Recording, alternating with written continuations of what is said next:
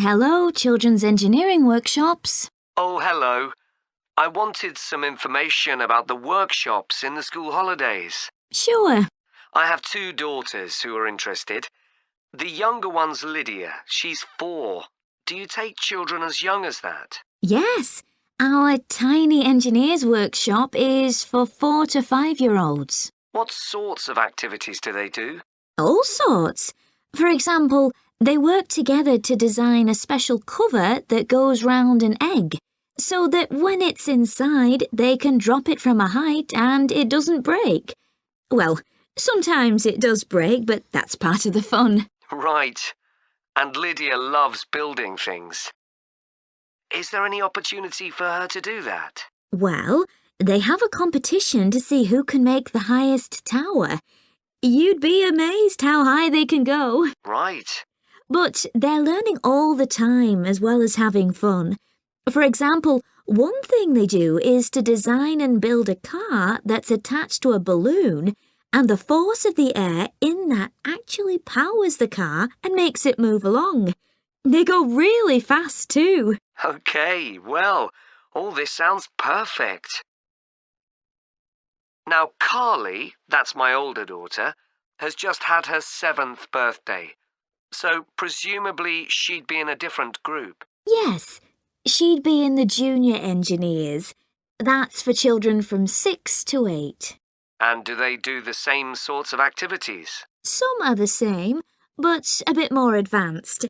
So they work out how to build model vehicles, things like cars and trucks, but also how to construct animals using the same sorts of material and technique. And then they learn how they can program them and make them move. So they learn a bit of coding. They do. They pick it up really quickly. We're there to help if they need it, but they learn from one another too. Right. And do they have competitions too? Yes. With the Junior Engineers, it's to use recycled materials like card and wood to build a bridge. And the longest one gets a prize. That sounds fun. I wouldn't mind doing that myself. Then they have something a bit different, which is to think up an idea for a 5-minute movie and then film it, using special animation software. You'd be amazed what they come up with. And of course, that's something they can put on their phone and take home to show all their friends. Exactly. And then they also build a robot in the shape of a human, and they decorate it and program it so that it can move its arms and legs. Perfect. So is it the same price as the Tiny Engineers? It's just a bit more, £50 for the 5 weeks. And are the classes on a Monday too? They used to be, but we found it didn't give our staff enough time to clear up after the first workshop, so we moved them to Wednesdays. The classes are held in the morning from 10 to 11. Okay, that's better for me actually. And what about the location? Where exactly are the workshops held? They're in Building 10A. There's a big sign on the door. You can't miss it. And that's in Fradston Industrial Estate. Sorry? Fradston. That's F-R-A-D-S-T-O-N-E.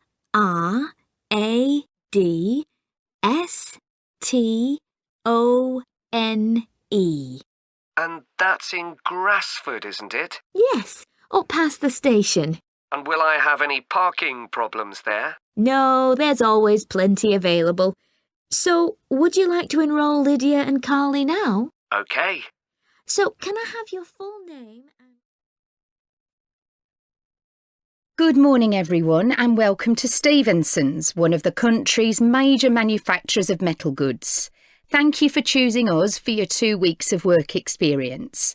My name is Julia Simmons, and since the beginning of this year, I've been the Managing Director. Stevenson's is quite an old company.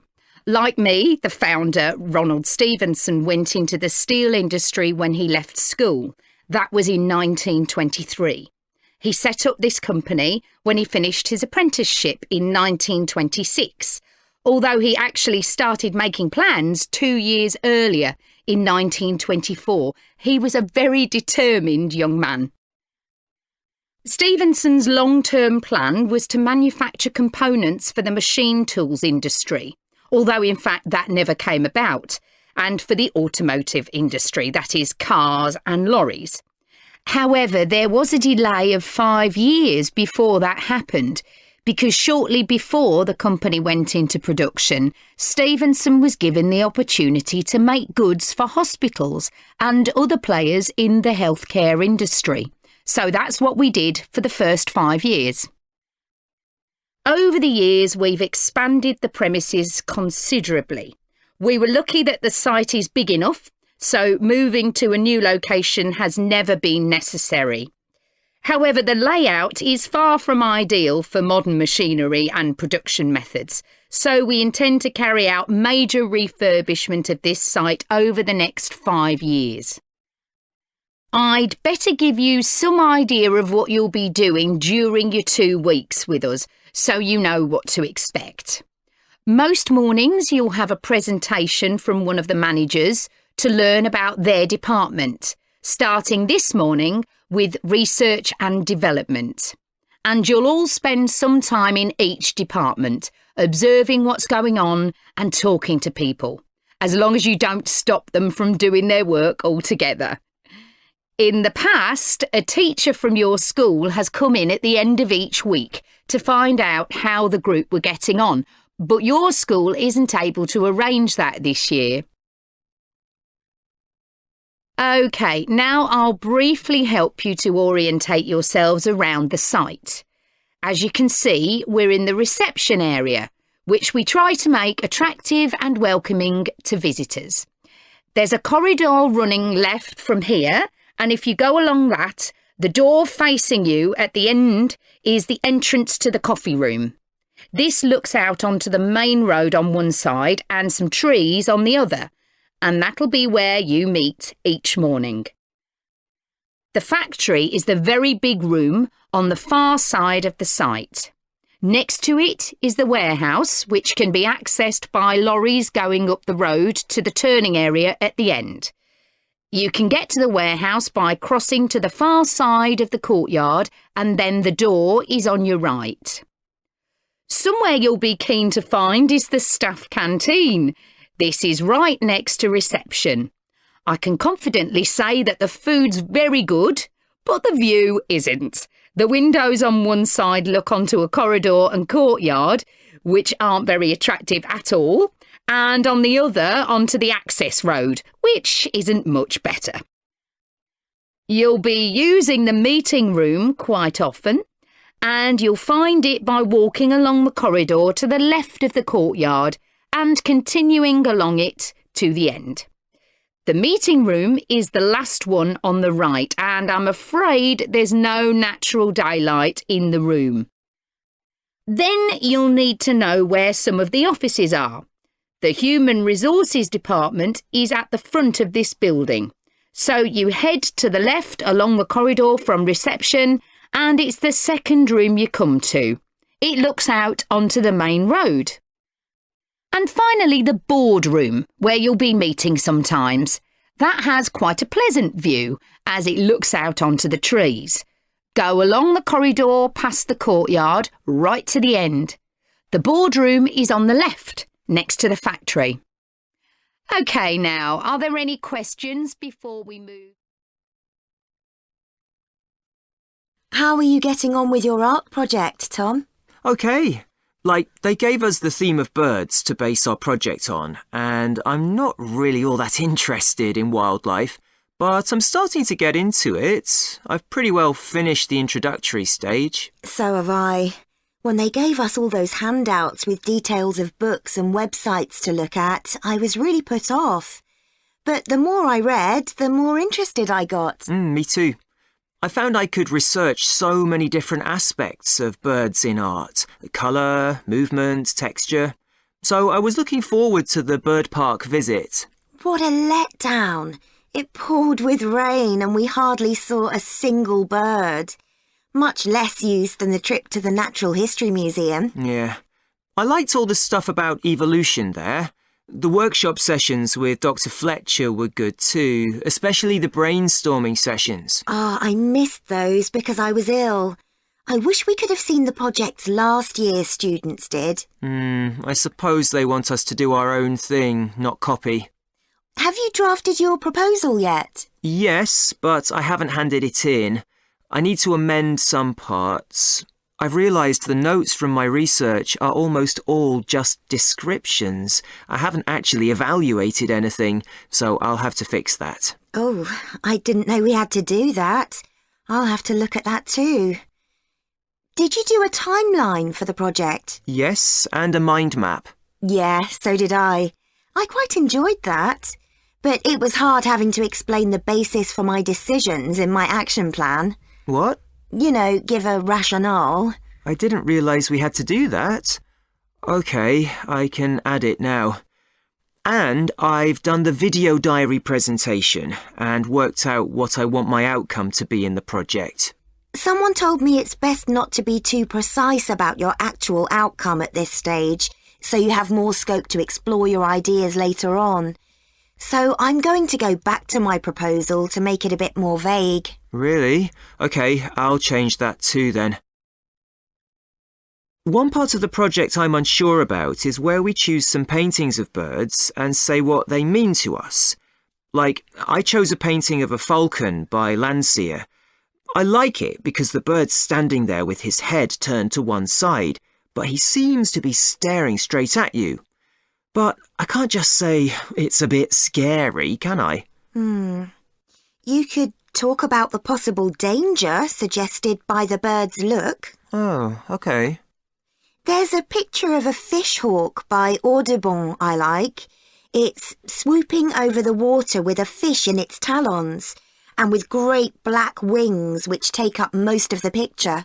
So you could discuss it in relation to predators and food chains? Well, actually, I think I'll concentrate on the impression of rapid motion it gives. Right. Do you know that picture of a kingfisher by Van Gogh? It's perching on a reed growing near a stream. Yes, it's got these beautiful blue and red and black shades. I've actually chosen it because I saw a real kingfisher once when I was little. I was out walking with my grandfather and I've never forgotten it. Oh, so we can use a personal link? Sure. OK. There's a portrait called William Wells.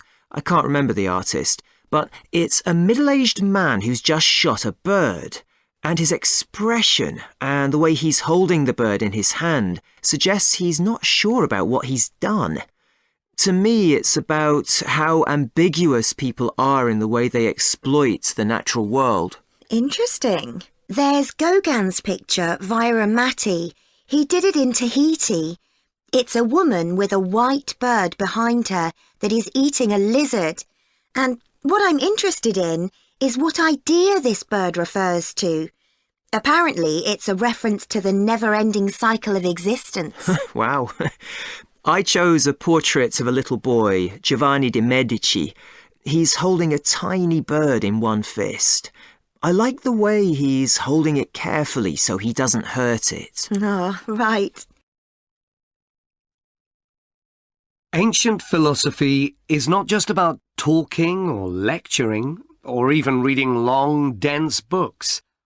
In fact, it is something people have used throughout history to solve their problems and to achieve their greatest triumphs. Specifically, I am referring to Stoicism, which in my opinion is the most practical of all philosophies and therefore the most appealing. Stoicism was founded in ancient Greece by Zeno of Citium in the early 3rd century BC, but was practiced by the likes of Epictetus, Cato, Seneca, and Marcus Aurelius. Amazingly, we still have access to these ideas, despite the fact that the most famous Stoics never wrote anything down for publication. Cato definitely didn't. Marcus Aurelius never intended his meditations to be anything but personal. Seneca's letters were, well, letters, and Epictetus's thoughts come to us by way of a note-taking student. Stoic principles were based on the idea that its followers could have an unshakable happiness in this life, and the key to achieving this was virtue. The road to virtue, in turn, lay in understanding that destructive emotions like anger and jealousy are under our conscious control. They don't have to control us, because we can learn to control them. In the words of Epictetus, external events I cannot control, but the choices I make with regard to them I do control.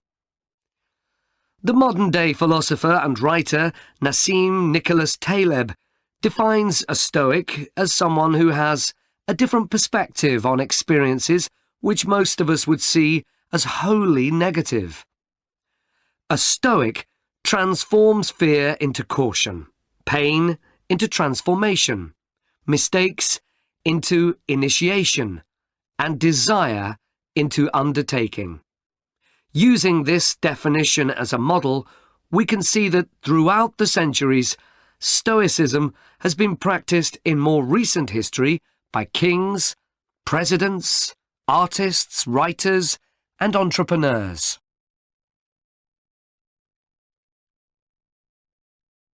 The founding fathers of the United States were inspired by the philosophy.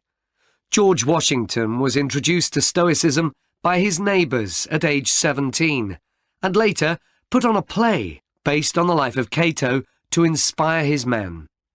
Thomas Jefferson kept a copy of Seneca beside his bed.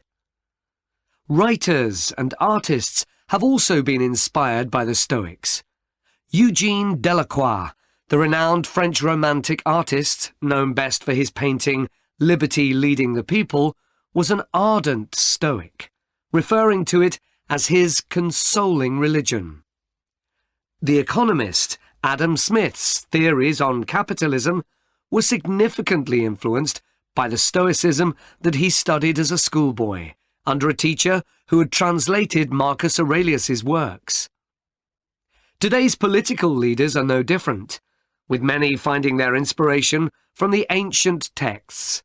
Former US President Bill Clinton rereads Marcus Aurelius every single year, and many have compared former President Obama's calm leadership style to that of Cato. Wen Jiabao, the former Prime Minister of China, claims that Meditations is one of 2 books he travels with, and that he has read it more than 100 times over the course of his life. Stoicism had a profound influence on Albert Ellis, who invented cognitive behavior therapy, which is used to help people manage their problems by changing the way that they think and behave. It's most commonly used to treat depression. The idea is that we can take control of our lives by challenging the irrational beliefs that create our faulty thinking, symptoms, and behaviors by using logic instead. Stoicism has also become popular in the world of business. Stoic principles can build the resilience and state of mind required to overcome setbacks, because Stoics teach turning obstacles into opportunity, a lesson every business entrepreneur needs to learn. I would argue that studying Stoicism is as relevant today as it was 2,000 years ago, thanks to its brilliant insights into how to lead a good life. At the very root of the thinking, there is a very simple way of living. Control what you can and accept what you can't. This is not as easy as it sounds and will require considerable practice. It can take a lifetime to master.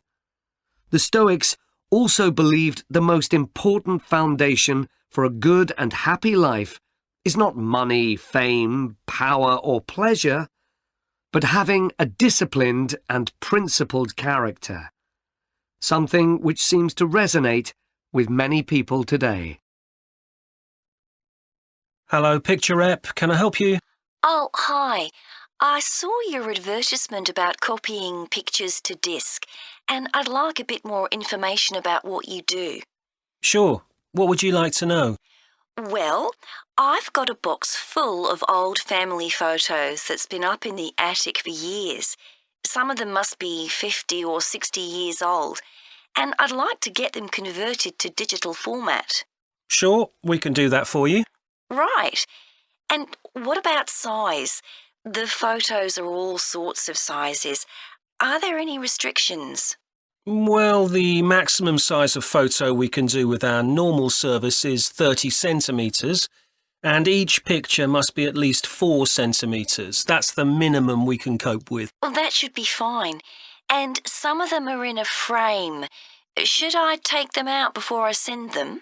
Yes, please. We can't copy them otherwise. And also the photos must all be separate. They mustn't be stuck into an album. OK, that's not a problem. So, can you give me an idea of how much this will cost? I've got about 360 photos, I think. We charge £195 for 300 to 400 photos for the basic service. OK, and does that include the disc? Yes, one disc, but you can get extra ones for £5 each. That's good. So, do I need to pay when I send you the photos? No, we won't need anything until we've actually copied the pictures. Then we'll let you know how much it is, and once we've received the payments, we'll send the parcel off to you. Right. Is there anything else you'd like to ask about our services? Yes, I've roughly sorted out the photos into groups, according to what they're about. So, can you keep them in those groups when you copy them? Sure, we'll save each group in a different folder on the disk, and if you like, you can suggest a name for each folder. So, I could have one called Grandparents, for instance. Exactly. And do you do anything besides scan the photos? Like, can you make any improvements? Yes, in the standard service, each photo is checked, and we can sometimes touch up the colour a bit or improve the contrast. That can make a big difference. OK, and some of the photos are actually quite fragile. They won't get damaged in the process, will they? No, if any look particularly fragile, we'd do them by hand. We do realise how precious these old photos can be. Sure. And another thing is we can make changes to a photo if you want. So if you want to remove an object from a photo or maybe alter the background, we can do that. Really? I might be interested in that. I'll have a look through the photos and see. Oh, and talking of fixing photos, I've got a few that aren't properly in focus. Can you do anything to make that better? No, I'm afraid that's one thing we can't do. OK. Any other information I can give you? Oh, how long will it all take? We aim to get the copying done in 10 days. Fine. Right, well, I'll get the photos packed up in a box and post them off to you. Right. If you've got a strong cardboard box, that's best. We've found that plastic ones sometimes break in the post. OK. Right, thanks for your help. Bye. Bye. Good morning, and thank you for coming here today. I'd like to bring you up to date with changes in the school that will affect your children. As you know, the school buildings date from various times, some from the 1970s, some from the last 5 years, and of course Dartfield House is over a century old. It was commissioned by a businessman, Neville Richards, and intended as his family home, but he died before it was completed. His heir chose to sell it to the local council, who turned it into offices. A later plan to convert it into a tourist information centre didn't come about through lack of money, and instead it formed the nucleus of this school when it opened 40 years ago. The school has grown as the local population has increased, and I can now give you some news about the lower school site, which is separated from the main site by a road. Planning permission has been granted for development of both sites. The lower school will move to new buildings that will be constructed on the main site. Developers will construct houses on the existing lower school site. Work on the new school buildings should start within the next few months. A more imminent change concerns the catering facilities and the canteen. The canteen is always very busy throughout the lunch period. In fact, it's often full to capacity because a lot of our pupils like the food that's on offer there. But there's only one serving point, so most pupils have to wait a considerable time to be served. This is obviously unsatisfactory, as they may have hardly finished their lunch before afternoon lessons start. So, we've had a new food hall built, and this will come into use next week. It'll have several serving areas, and I'll give you more details about those in a minute. But one thing we ask you to do to help in the smooth running of the food hall is to discuss with your children each morning which type of food they want to eat that day, so they can go straight to the relevant serving point. There won't be any junk food. Everything on offer will be healthy, and there's no change to the current system of paying for lunches by topping up your child's electronic payment card online. You may be wondering what will happen to the old canteen. We'll still have tables and chairs in there, and pupils can eat food from the food hall or lunch they've brought from home. Eventually, we may use part of the canteen for storage, but first, we'll see how many pupils go in there at lunchtime. OK, back to the serving points in the food hall, which will all have side dishes, desserts and drinks on sale, as well as main courses. One serving point we call World Adventures. This will serve a different country's cuisine each day, maybe Chinese one day and Lebanese the next.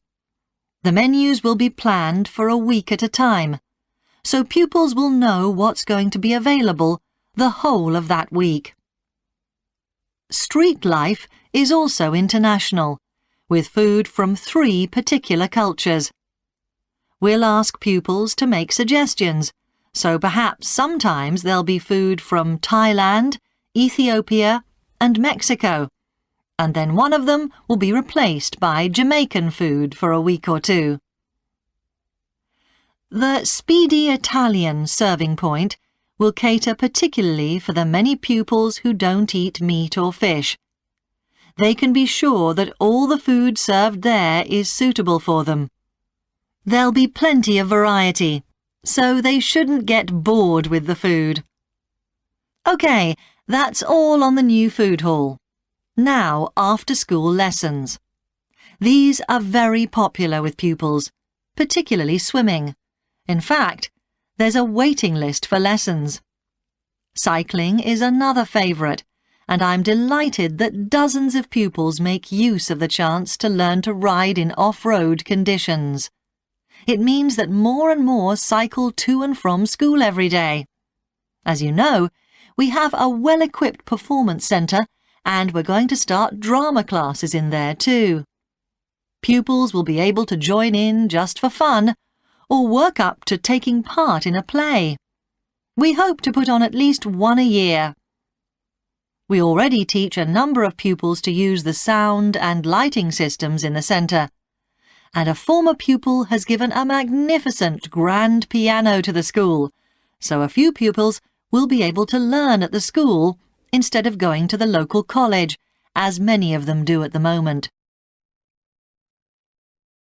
So, Luke, for our next psychology assignment, we have to do something on sleep and dreams. Right. I've just read an article suggesting why we tend to forget most of our dreams soon after we wake up. I mean, most of my dreams aren't that interesting anyway. But what it said was that if we remembered everything, we might get mixed up about what actually happened and what we dreamed. So it's a sort of protection. I hadn't heard that idea before. I'd always assumed that it was just that we didn't have room in our memories for all that stuff. Me too. What do you think about the idea that our dreams may predict the future? It's a belief that you get all over the world. Yeah, lots of people have a story of it happening to them. But the explanation I've read is that for each dream that comes true, we have thousands that don't, but we don't notice those. We don't even remember them.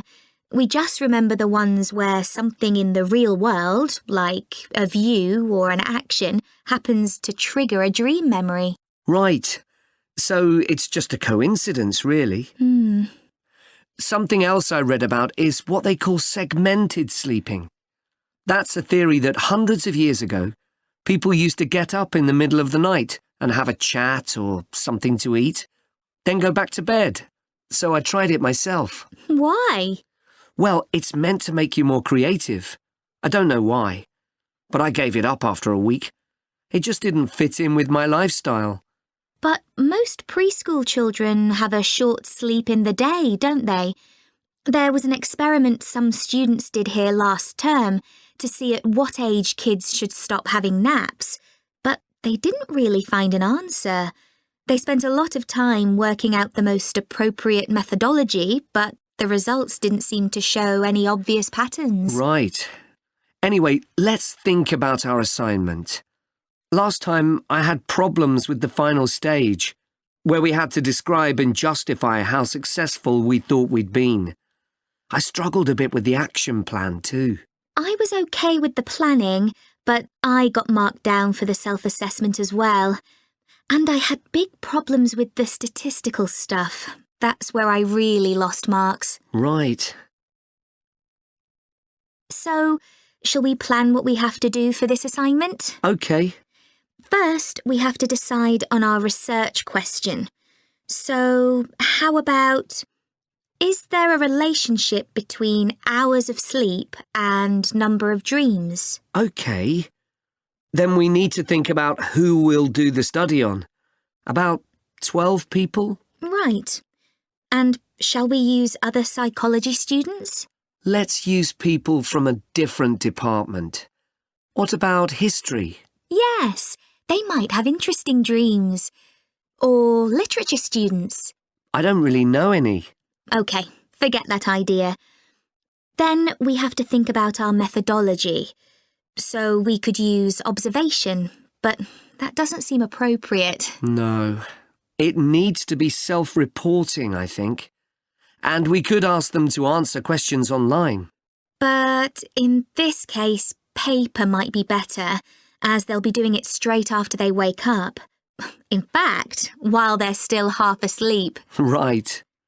And we'll have to check the ethical guidelines for this sort of research. Because our experiment involves humans, so there are special regulations. Yes. I had a look at those for another assignment I did. There's a whole section on risk assessment, and another section on making sure they aren't put under any unnecessary stress. Let's hope they don't have any bad dreams. Yeah. Then, when we've collected all our data, we have to analyse it and calculate the correlation between our two variables. That's time sleeping and number of dreams. And then present our results visually in a graph. Right, and the final thing is to think about our research and evaluate it. So that seems quite straightforward. Yeah. So now let's get started. Dancing is something that humans do when they want to have a good time. It's a universal response to music found in all cultures. But what's only been discovered recently is that dancing not only makes us feel good, it's also extremely good for our health. Dancing, like other forms of exercise, releases hormones, such as dopamine, which make us feel relaxed and happy. And it also reduces feelings of stress or anxiety. Dancing is also a sociable activity, which is another reason it makes us feel good. One study compared people's enjoyment of dancing at home in front of a video with dancing in a group in a studio. The people dancing in a group reported feeling happier, whereas those dancing alone did not. In another experiment, university researchers at York and Sheffield took a group of students and sent each of them into a lab where music was played for 5 minutes. Each had to choose from 3 options: to sit and listen quietly to the music, to cycle on an exercise bike while they listened, or to get up and dance. All were given cognitive tasks to perform before and after. The result showed that those who chose to dance showed much more creativity when doing problem-solving tasks. Dr. Lovett at the University of Hertfordshire believes dance could be a very useful way to help people suffering from mental health problems. He thinks dance should be prescribed as therapy to help people overcome issues such as depression.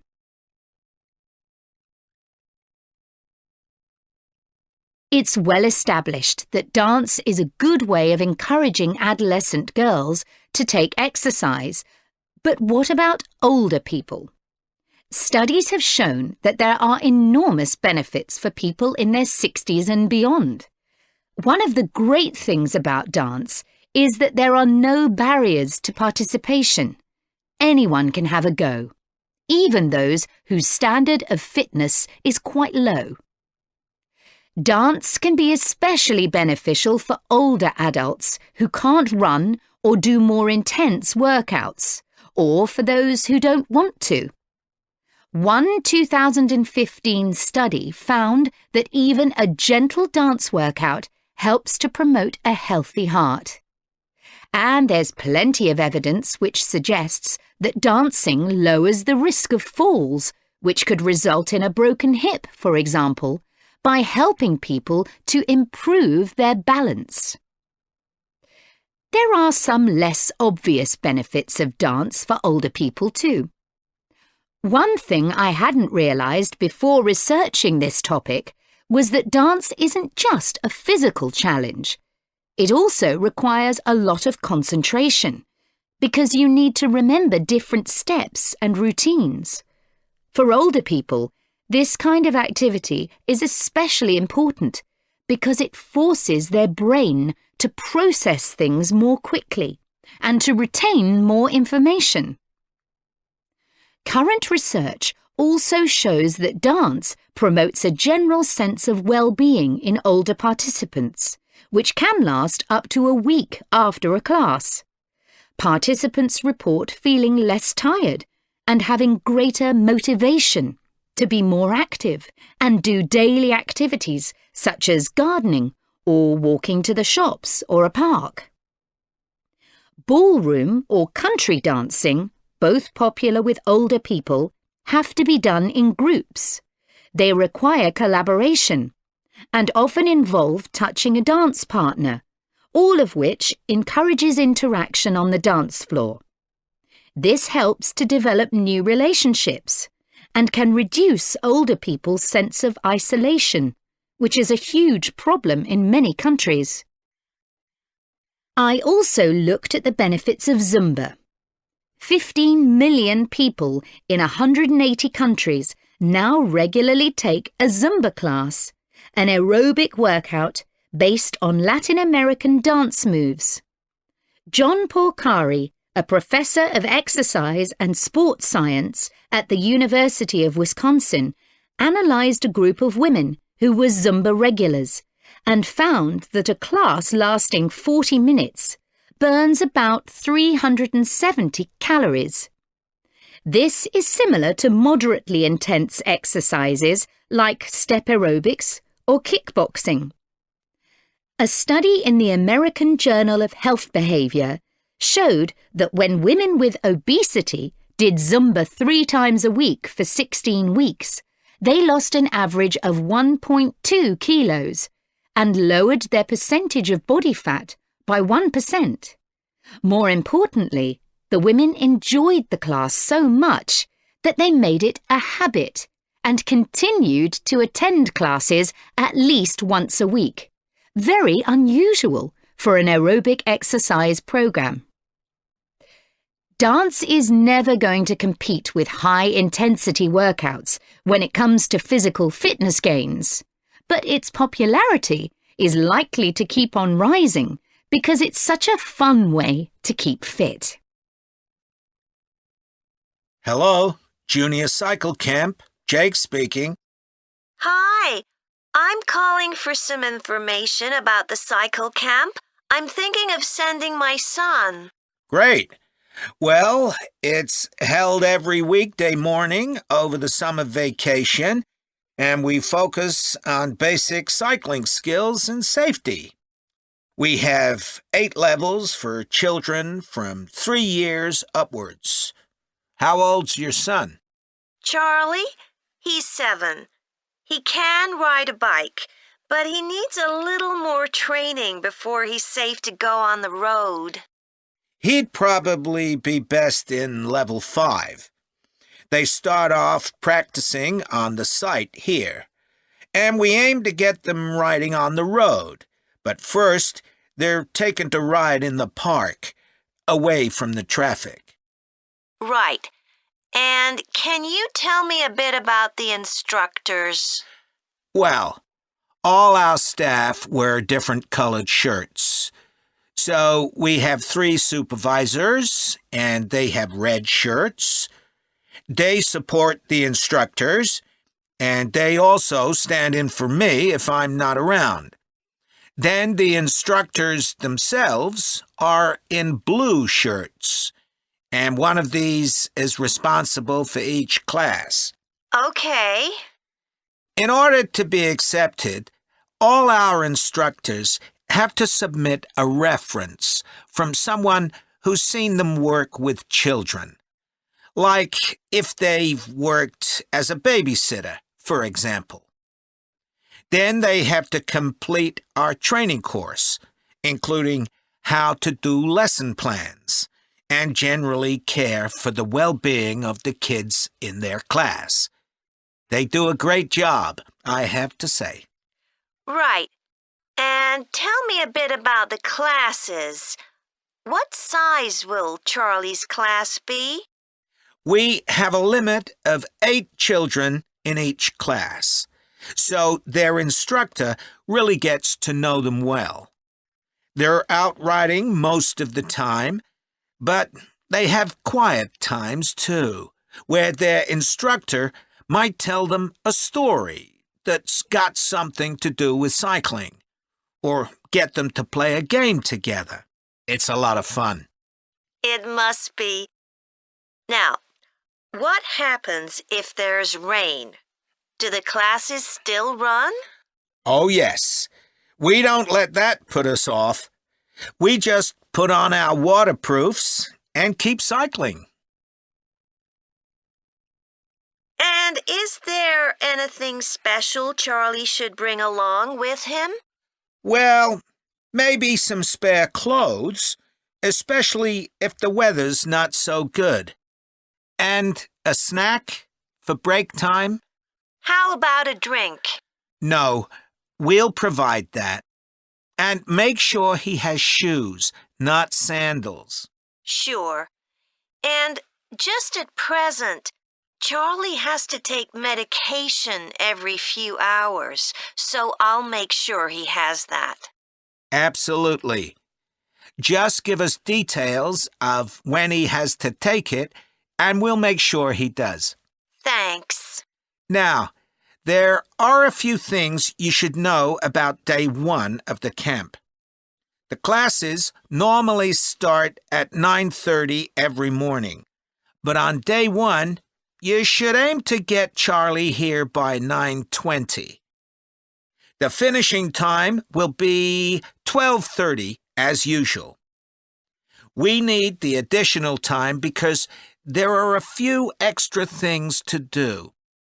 The most important is that we have a very careful check to make sure that every child's helmet fits properly.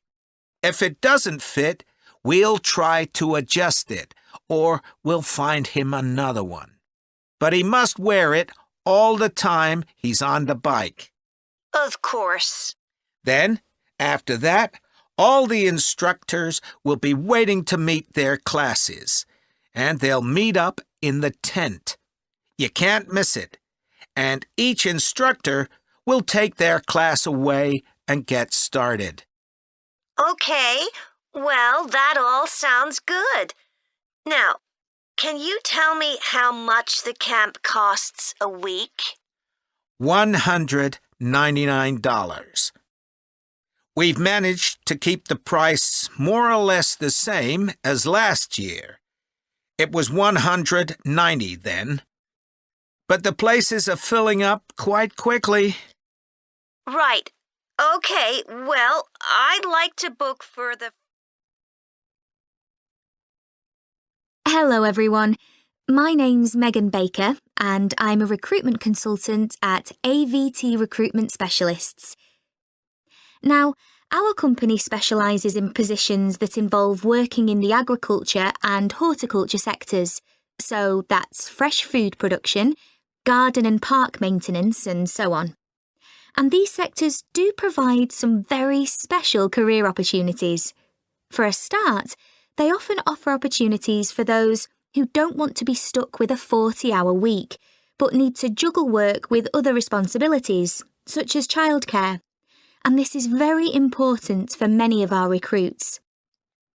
Some people like working in a rural setting, surrounded by plants and trees instead of buildings, although we can't guarantee that.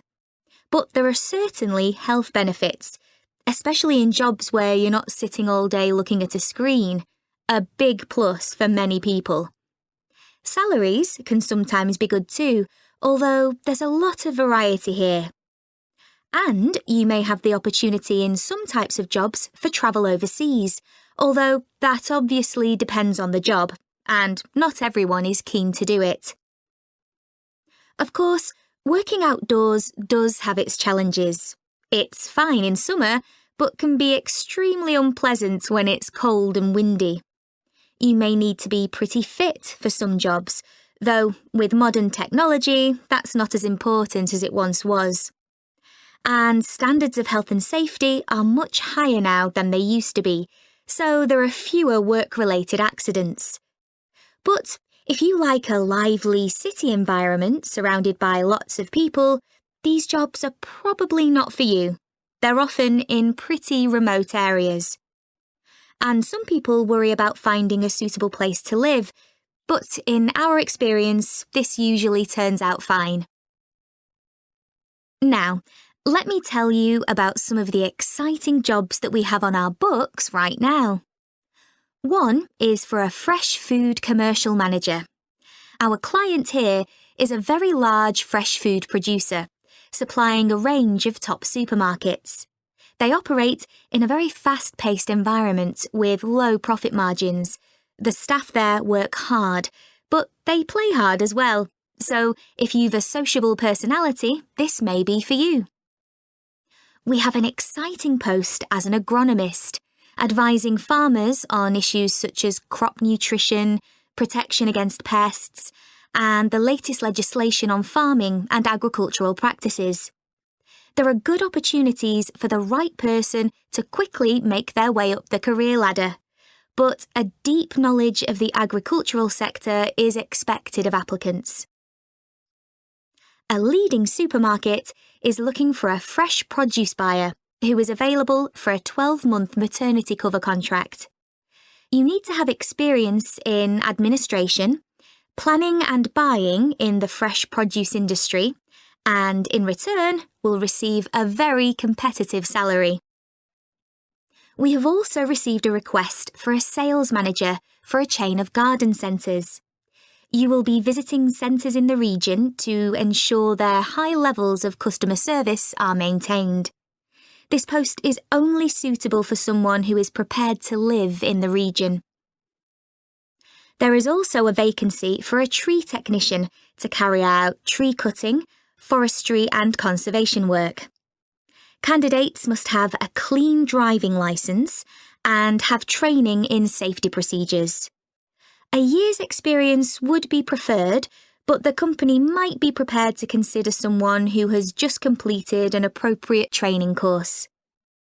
Finally, we have a position for a farm worker. This will involve a wide range of farm duties, including crop sowing and harvesting, machine maintenance, and animal care.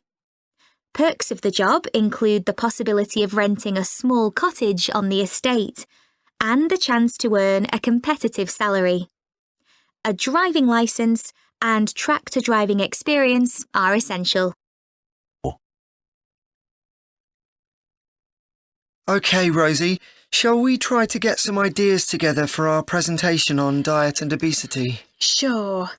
I can talk about the experiment I did to see if people can tell the difference between real sugar and artificial sweeteners. Where you gave people drinks with either sugar or artificial sweeteners, and they had to say which they thought it was? Yeah, it took me ages to decide exactly how I'd organise it, especially how I could make sure that people didn't know which drink I was giving them. It was hard to keep track of it all, especially as I had so many people doing it. I had to make sure I kept a proper record of what each person had had. So, could most people tell the difference? Yeah, I hadn't thought that they would be able to, but most people could.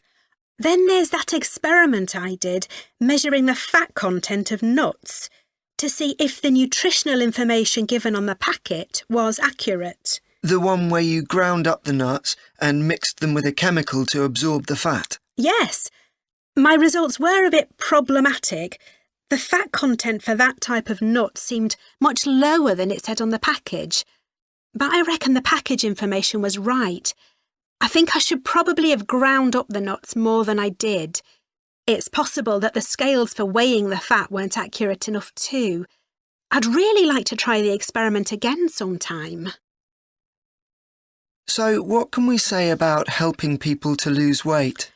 There's a lot we could say about what restaurants could do to reduce obesity. I read that the items at the start of a menu and the items at the end of a menu are much more likely to be chosen than the items in the middle. So, if you put the low-calorie items at the beginning and end of the menu, people will probably go for the food with fewer calories without even realising what they're doing. I think food manufacturers could do more to encourage healthy eating. How? Well, when manufacturers put calorie counts of a food on the label, they're sometimes really confusing, and I suspect they do it on purpose, because food that's high in calories tastes better, and so they'll sell more. Yeah, so if you look at the amount of calories in a pizza, they'll give you the calories per quarter pizza, and you think, oh, that's not too bad. But who's going to eat a quarter pizza? Exactly. I suppose another approach to this problem is to get people to exercise more. Right. In England, the current guidelines offer at least 30 minutes of brisk walking 5 days a week. Now, when you ask them, about 40% of men and 30% of women say they do this. But when you objectively measure the amount of walking they do with motion sensors, you find that only 6% of men and 4% of women do the recommended amount of exercise. So you can see why obesity is growing. So how can people be encouraged to take more exercise? Well, for example, think of the location of stairs in a train station. If people reach the stairs before they reach the escalator when they're leaving the station, they're more likely to take the stairs. And if you increase the width of the stairs, you'll get more people using them at the same time. It's an unconscious process and influenced by minor modifications in their environment. Right. And it might not be a big change, but if it happens every day, it all adds up. Yes, but actually, I'm not sure if we should be talking about exercise in our presentation. Well, we've done quite a bit of reading about it.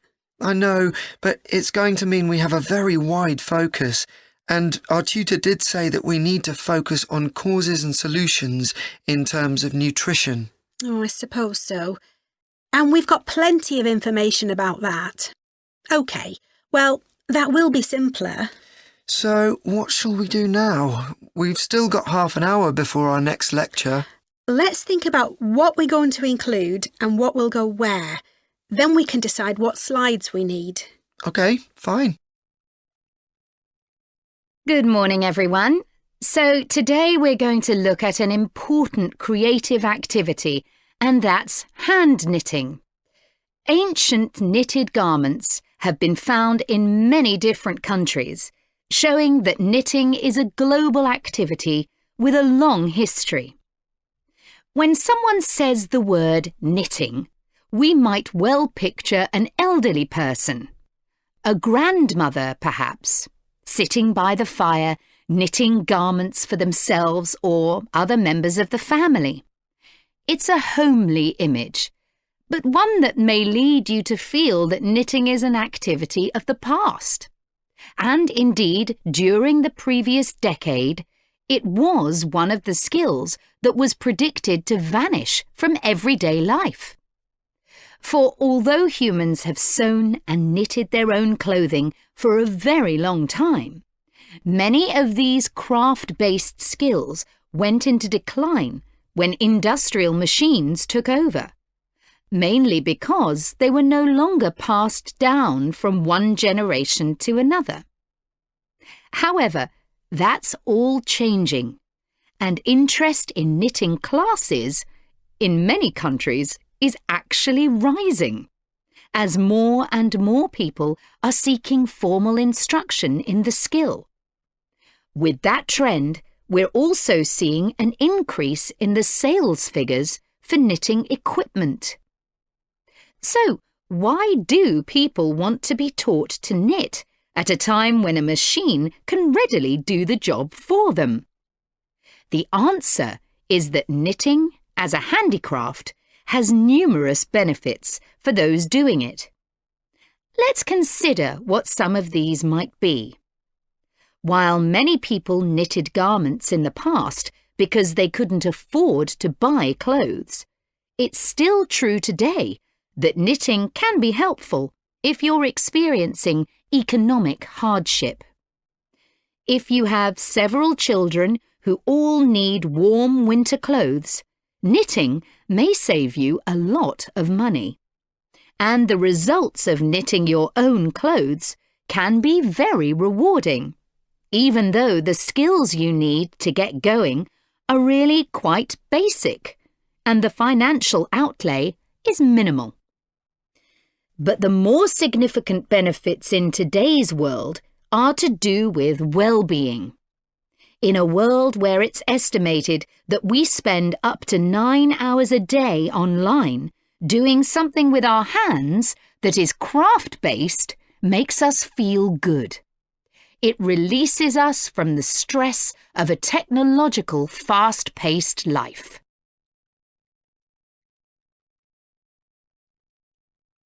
Now, let's look back a bit to early knitting activities. In fact, no one really knows when knitting first began, but archaeological remains have disclosed plenty of information for us to think about. One of the interesting things about knitting is that the earliest pieces of clothing that have been found suggest that most of the items produced were round rather than flat. Discoveries from the 3rd and 4th centuries in Egypt show that things like socks and gloves that were needed to keep hands and feet warm were knitted in one piece using 4 or 5 needles. That's very different from most knitting patterns today, which only require 2. What's more, the very first needles people used were hand-carved out of wood and other natural materials, like bone, whereas today's needles are largely made of steel or plastic and make that characteristic clicking sound when someone's using them. Ancient people knitted using yarns made from linen, hemp, cotton and wool, and these were often very rough on the skin. The spinning wheel, which allowed people to make finer yarns and produce much greater quantities of them, led to the dominance of wool in the knitting industry, often favoured for its warmth. Another interesting fact about knitting is that because it was practiced in so many parts of the world, for so many purposes, regional differences in style developed. This visual identity has allowed researchers to match bits of knitted clothing that have been unearthed over time to the region from which the wearer came, or the job that he or she did. As I've mentioned, knitting offered people from poor communities a way of making extra money while doing other tasks. For many centuries, it seems, men, women and children took every opportunity to knit, for example, while watching over sheep, walking to market, or riding in boats. So, let's move on to take... Hello? Oh, hello. I was hoping to speak to Jack Fitzgerald about renting a cottage. I'm his wife Shirley and we own the cottages together, so I'm sure I can help you. Great. My name's Tom. Some friends of ours rented Granary Cottage from you last year and they thought it was great. So my wife and I are hoping to come in May for a week. What date did you have in mind? The week beginning the 14th, if possible. I'll just check. I'm sorry, Tom, it's already booked that week. It's free the week beginning the 28th, though, for 7 nights. In fact, that's the only time you could have it in May. Oh, well, we could manage that, I think. We'd just need to change a couple of things. How much would it cost? That's the beginning of high season, so it'd be £550 for the week. Ah, that's a bit more than we wanted to pay, I'm afraid. We've budgeted up to £500 for accommodation. Well, we've just finished converting another building into a cottage, which we're calling Cherville Cottage. Sorry, what was that again? Cherville. C-H-E-R-V for Victor, I-L. Oh, that's a herb, isn't it? That's right. It grows fairly wild around here. You could have that for the week you want for £480. OK, so could you tell me something about it, please? Of course. The building was built as a garage. It's a little smaller than Granary Cottage. So that must sleep 2 people as well? That's right. There's a double bedroom. Does it have a garden? Yes, you get to it from the living room through French doors, and we provide 2 deck chairs. We hope to build a patio in the near future, but I wouldn't like to guarantee it'll be finished by May. OK. The front door opens onto the old farmyard, and parking isn't a problem. There's plenty of room at the front for that. There are some trees and potted plants there. What about facilities in the cottage? It has standard things like a cooker and fridge, I presume. In the kitchen area, there's a fridge freezer, and we've just put in an electric cooker. Is there a washing machine? Yes. There's also a TV in the living room, which plays DVDs too. The bathroom is too small for a bath, so there's a shower instead. I think a lot of people prefer that nowadays anyway. It's more environmentally friendly, isn't it? Unless you spend half the day in it. Exactly. What about heating? It sometimes gets quite cool at that time of year. There's central heating, and if you want to light a fire, there's a stove. We can provide all the wood you need for it. It smells so much nicer than coal, and it makes the room very cosy. We've got one in our own house. That sounds very pleasant. Perhaps we should come in the winter to make the most of it. Yes, we find we don't want to go out when we've got the fire burning. There are some attractive views from the cottage which I haven't mentioned. There's a famous stone bridge. It's one of the oldest in the region, and you can see it from the living room. It isn't far away. The bedroom window looks in the opposite direction and has a lovely view of the hills and the monument at the top. Well, that all sounds perfect. I'd like to book it, please. Would you want a deposit? Yes, we ask for 30% to secure your booking, so that'll be £144. And when would you like the rest of the money? You're coming in May, so the last day of March, please. Fine. Excellent. Could I just take your details so that I can... Right, next on the agenda we have traffic and highways. Councillor Thornton. Thank you. Well, we now have the results of the survey carried out last month about traffic and road transport in the town. People were generally satisfied with the state of the roads. There were 1 or 2 complaints about potholes, which will be addressed, but a significant number of people complained about the increasing number of heavy vehicles using our local roads to avoid traffic elsewhere. We'd expected more complaints by commuters about the reduction in the train service, but it doesn't seem to have affected people too much. The cycle path that runs alongside the river is very well used by both cyclists and pedestrians since the surface was improved last year, but overtaking can be a problem, so we're going to add a bit on the side to make it wider. At some stage, we'd like to extend the path so that it goes all the way through the town, but that won't be happening in the immediate future. The plans to have a pedestrian crossing next to the post office have unfortunately had to be put on hold for the time being. We'd budgeted for this to be done this financial year, but then there were rumours that the post office was going to move, which would have meant there wasn't really a need for a crossing. Now they've confirmed that they're staying where they are, but the Highways Department have told us that it would be dangerous to have a pedestrian crossing where we'd originally planned it, as there's a bend in the road there, so that'll need some more thought. On Station Road, near the station and level crossing, drivers can face quite long waits if the level crossing's closed, and we've now got signs up requesting them not to leave their engines running at that time.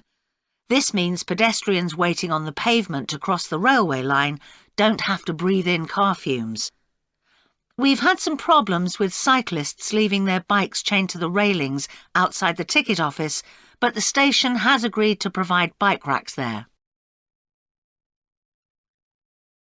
So next on the agenda is proposals for improvements to the recreation ground. Councillor Thornton again. Well, since we managed to extend the recreation ground, we've spent some time talking to local people about how it could be made a more attractive and useful space. If you have a look at the map up on the screen, you can see the river up in the north and the community hall near the entrance from the road. At present, cars can park between the community hall and that line of trees to the east, but this is quite dangerous for pedestrians, so we're suggesting a new car park on the opposite side of the community hall, right next to it. We also have a new location for the cricket pitch. As we've now purchased additional space to the east of the recreation ground, beyond the trees, we plan to move it away from its current location, which is rather near the road, into this new area beyond the line of trees. This means there's less danger of stray balls hitting cars or pedestrians. We've got plans for a children's playground, which will be accessible by a footpath from the community hall and will be alongside the river. We'd originally thought of having it close to the road, but we think this will be a more attractive location. The skateboard ramp is very popular with both younger and older children. We had considered moving this up towards the river, but in the end we decided to have it in the southeast corner near the road. The pavilion is very well used at present by both football players and cricketers. It will stay where it is now, to the left of the line of trees and near to the river, handy for both the football and cricket pitches. And finally, we'll be getting a new notice board for local information, and that will be directly on people's right as they go from the road into the recreation ground. Now that we've done all the research into bike-sharing schemes in cities around the world, we need to think about how we're going to organise our report. Right. I think we should start by talking about the benefits. I mean, it's great that so many cities have introduced these schemes where anyone can pick up a bike from dozens of different locations and hire it for a few hours. It makes riding a bike very convenient for people. Yes, but the costs can add up, and that puts people on low incomes off in some places. I suppose so. But if it means more people in general are cycling rather than driving, then because they're increasing the amount of physical activity they do, it's good for their health. OK, but isn't that of less importance? I mean, doesn't the impact of reduced emissions on air pollution have a more significant effect on people's health? Certainly in some cities, bike sharing has made a big contribution to that, and also helped to cut the number of cars on the road significantly. Which is the main point. Exactly. But I'd say it's had less of an impact on noise pollution because there are still loads of buses and lorries around. Right. Shall we quickly discuss the recommendations we're going to make? In order to ensure bike sharing schemes are successful? Yes. OK. Well, while I think it's nice to have really state-of-the-art bikes with things like GPS, I wouldn't say they're absolutely necessary. But some technical things are really important, like a fully functional app, so people can make payments and book bikes easily. Places which haven't invested in that have really struggled. Good point. Some people say there shouldn't be competing companies offering separate bike-sharing schemes, but in some really big cities, competition's beneficial. And anyway, one company might not be able to manage the whole thing. Right. Deciding how much to invest is a big question. Cities which have opened loads of new bike lanes at the same time as introducing bike-sharing schemes have generally been more successful.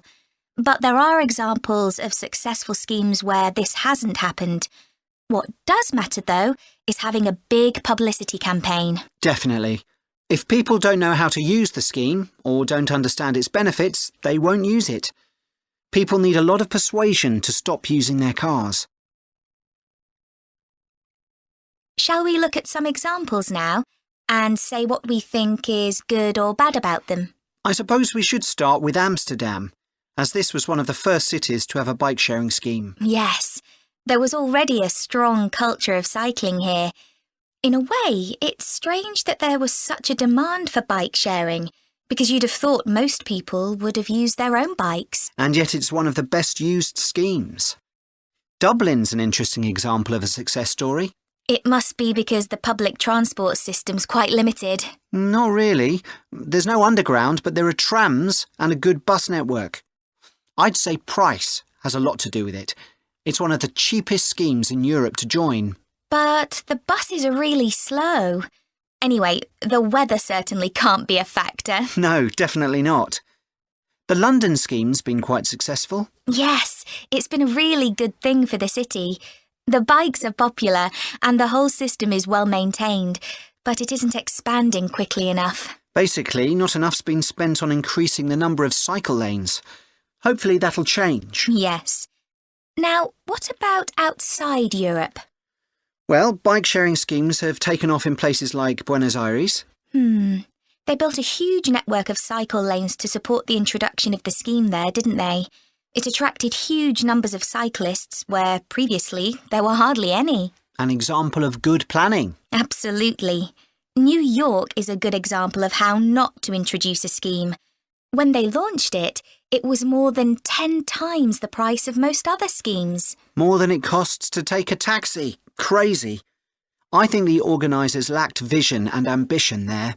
I think so too. Sydney would be a good example to use. I would have expected it to have grown pretty quickly here. Yes. I can't quite work out why it hasn't been an instant success like some of the others. It's a shame, really. I know. OK, so now we've thought about all the... One of the most famous cases of extinction is that of a bird known as the dodo. In fact, there's even a saying in English, as dead as the dodo, used to refer to something which no longer exists. But for many centuries, the dodo was alive and well, although it could only be found in one place, the island of Mauritius in the Indian Ocean. It was a very large bird, about 1 metre tall, and over the centuries it had lost the ability to fly, but it survived happily under the trees that covered the island. Then, in the year 1507, the first Portuguese ships stopped at the island. The sailors were carrying spices back to Europe and found the island a convenient stopping place where they could stock up with food and water for the rest of the voyage, but they didn't settle on Mauritius. However, in 1638, the Dutch arrived and set up a colony there. These first human inhabitants of the island found the dodo birds a convenient source of meat, although not everyone liked the taste. It's hard to get an accurate description of what the dodo actually looked like. We do have some written records from sailors and a few pictures, but we don't know how reliable these are. The best-known picture is a Dutch painting in which the bird appears to be extremely fat, but this may not be accurate. An Indian painting done at the same time shows a much thinner bird. Although attempts were made to preserve the bodies of some of the birds, no complete specimen survives. In the early 17th century, 4 dried parts of a bird were known to exist. Of these, 3 have disappeared, so only one example of soft tissue from the dodo survives, a dodo head. Bones have also been found, but there's only one complete skeleton in existence. This single dodo skeleton has recently been the subject of scientific research, which suggests that many of the earlier beliefs about dodos may have been incorrect. For example, early accounts of the birds mention how slow and clumsy it was, but scientists now believe the bird's strong knee joints would have made it capable of movement which was not slow, but actually quite fast. In fact, one 17th century sailor wrote that he found the birds hard to catch. It's true that the dodo's small wings wouldn't have allowed it to leave the ground, but the scientists suggest that these were probably employed for balance while going over uneven ground. Another group of scientists carried out analysis of the dodo's skull. They found that the reports of the lack of intelligence of the dodo were not borne out by their research, which suggested the bird's brain was not small, but average in size. In fact, in relation to its body size, it was similar to that of the pigeon, which is known to be a highly intelligent bird. The researchers also found that the structure of the bird's skull suggested that one sense which was particularly well developed was that of smell. So the dodo may also have been particularly good at locating ripe fruit and other food in the island's thick vegetation.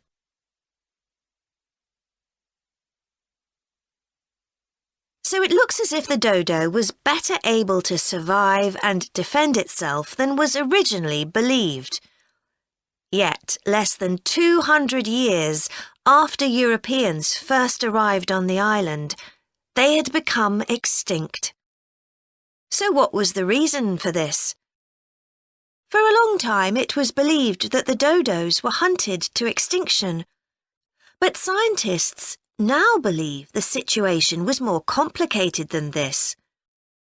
Another factor may have been the new species brought to the island by the sailors.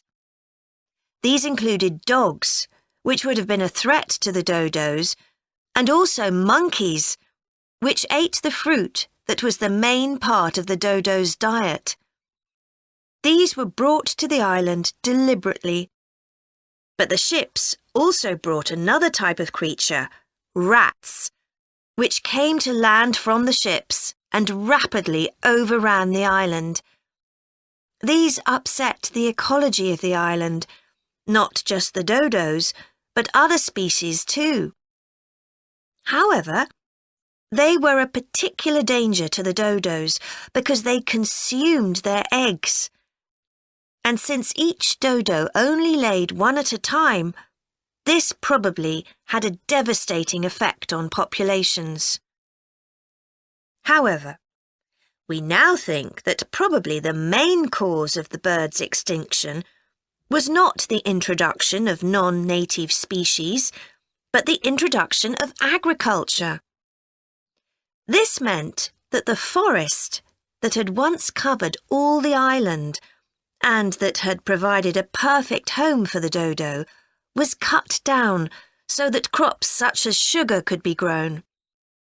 So, although the dodo had survived for thousands of years, suddenly it was gone.